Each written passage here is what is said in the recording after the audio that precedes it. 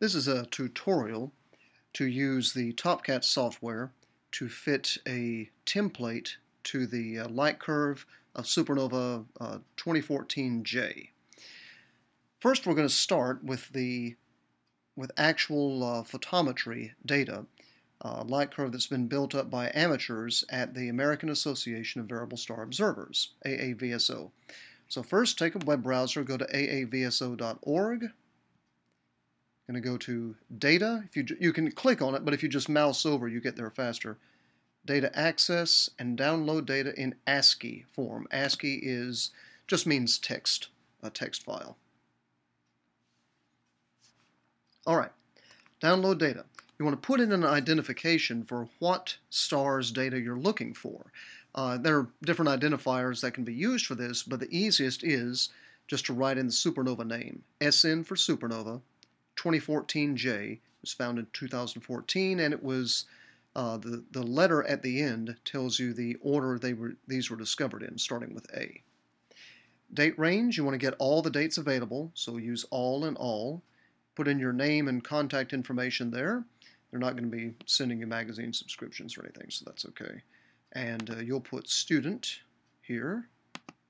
Education and outreach is fine for how to use the data. Do you want discrepant data included? The defaults are no and no for that kind of data.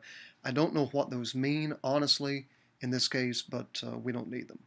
Now, here you need to change it. What format? Put in comma delimited. And that's important because there are some spaces that are in the comments that each of these files has, and you don't want those to show up as separate columns. Hit Submit.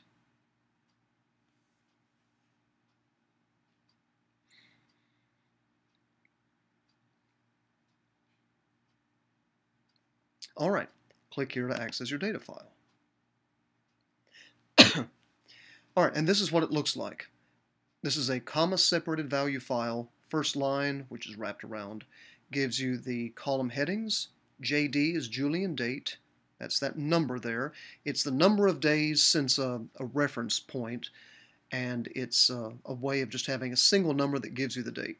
Magnitude is next, like that, and then a whole lot of other things. So you can either hit select all and save it and copy and paste into a text editor, or a little more straightforwardly, you can hit save. Save it as text file or page source, shows up in this. And I'd recommend giving it an easy name. I've already titled it here. In this case, SN 2014J, the supernova name. AAVSO, that's where you got it. Photometry, which means magnitudes and different filters. And then the date that you downloaded it. And that's what I've got. And then .text or whatever. All right, and you hit save. I've already done that, so I'm canceling. Switch over to TOPCAT. Load the table. Format. You need to select CSV first, comma separated value. That's the format that you had it downloaded in.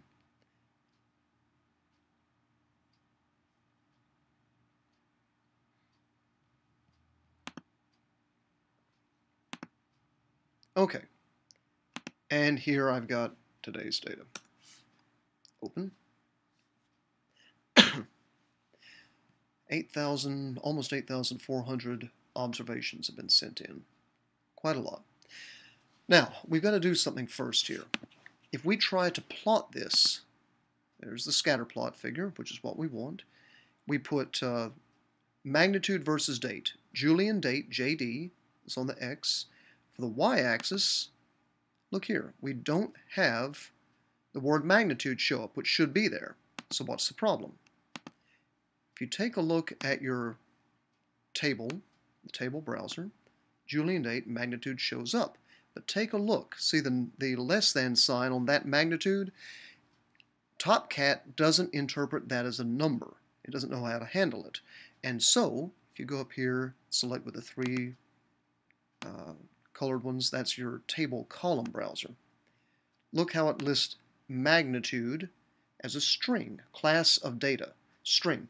String is a computer programmer's term for any combination of letters, numbers, characters, symbols, whatever. but it doesn't mean a number. A number would be called integer on this list, or floating point, which means, or float, which means you've got a decimal point somewhere in it, or double, which is double precision floating point, which has even more decimal places, places after the decimal point, or long or short, but string is not a number as far as the computer knows. That less than sign threw it off. So what we need to do is to get rid of those lines. We can't use them. Now, we also want to use just one filter for our light curve. In this case, I want to use the V-band filter. Let's unselect all of the columns aside from Julian date, magnitude, and the wavelength, the band.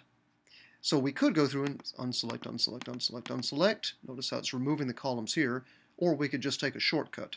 See this button? Make all table columns invisible. Or over here, makes them all visible. So I'm just going to unselect everything and then click on Julian date, magnitude, and band. Now, here's a nice trick. To select only the V-band ones, notice you got a V-band, V-band, V-band, but then red, then visual, then blue, red, visual, and so on. How do I get just those? And there are over 8,000 of these. Click on the word band on the table column window. Notice that these two yellow arrows show up. These are for sorting your table in order of increasing band or decreasing band. Let's see here, if I click on increasing, ascending, it puts it in alphabetical order according to the letters here. Now, so I could just scroll through until I get way down to V, or let me just take it here. There's V. Oh, there we go. So click on the first row that has V showing. This is our visual band. The filter is roughly green to yellow. One of the most commonly used filters. Now, we want to select all of the V-band ones, so don't click on anything else just yet. You want to scroll down until you get below the V-band. Viz, which is, I think their use of viz is for visual, but in the sense of using your eye rather than a camera. Scroll back up a little.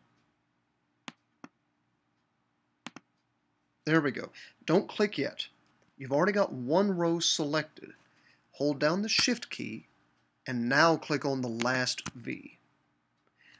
If you click somewhere, and then you hold down Shift and click somewhere else, it will select everything in between the first and the last ones you selected. And that's what we want. If you mess it up, just click on the top one again and shift click on the bottom one again. Now, when we've selected something, look, these two buttons show up. These are for taking a new, rather than your whole set of data, rather taking a subset of it. Just those rows you've selected. If you click on the button on the left, or if you click on the one on the right, using everything but the ones you selected. Well, we want to use the ones we selected. So I click on that.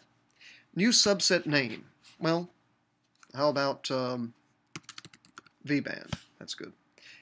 Add this subset. Don't click on that one. We want to add this to our working list, but we want to set it as the currently used one, because that's all we want to work with now. There. And look, all the other rows disappeared. Only the V-band shows up. Now, the other problem is that we had symbols in the magnitude data which weren't numbers. So if we click on magnitude now on the column browser, and we sort by the magnitude, it's going to do it, well, it'll put it numerically, alphabetically, whatever it can with the data it's got. So all the less than or greater than signs will appear at one end of the list, either the top or the bottom. So I'll just sort, ascending is fine. None up here. Let's see. Oh, none down there at the bottom either. So it looks like all those less than symbols were for different filters. That's fine. Before we save this, let's click on Julian date and sort it in order of increasing date so that we have it going forward in time. Okay. Now, we're going to save this. The thing is, we've got to trick TOPCAT. Notice that it still thinks the magnitude is a string, even though we've gotten rid of everything that wasn't a number. Well, it's because that's what the table it came from said. So, we're going to save this subset of data, and we're going to then just reopen it, and then it will magically become numbers. We don't have to include the filter now because we know it's all V-band. So, we're going to save this. It'll make its own table, and then we'll reopen it. So, go over here to the table list, hit the floppy disk symbol, save the table, well, the subset anyway, current table, table 1, blah, blah, blah, current subset, V-band, and sorted in order of date. Output format. Let's select comma-separated values, and put in a file name or just browse, and you can select your location as well. I've got a folder for all of this stuff here, and I'm going to title it something just like what we had there. Supernova 2014J, AAVSO, photometry, the date, underscore V for V-band. So I know what subset it is marked there. And you hit save. Of course, I've already done that. Okay, so I'm canceling that because I already saved it. You just hit save and it'll all disappear. Now we need to remove the table and load up that subset we just saved. Select everything, select the table that's in there, go to File, Discard Tables. There. And now we load up the thing we just saved. Select comma-separated values, because that's the format we put it in, and go and look, there it is, underscore V. Let's take a look at that column browser. We've only got 2 columns because that's all we saved in that subset. Julian date, which is a double precision number. Magnitude, that's a floating point number. Meaning just it has a decimal point. Great. If I look at the table itself, it looks just fine.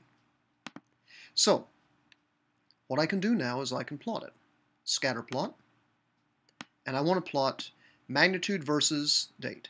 So, y-axis is magnitude. Let's flip that because the smaller the magnitude, the brighter it is. And the Julian date, JD, there, increasing that way. Okay, the next thing we need to do is to load up a table of comparison, a template, a model that somebody's made, and we're going to try to get that model to fit our data so that we can make predictions and understand the physics of what's going on. I need to keep these videos under 15 minutes, so I'm going to stop this here and start up a new one for the next stage.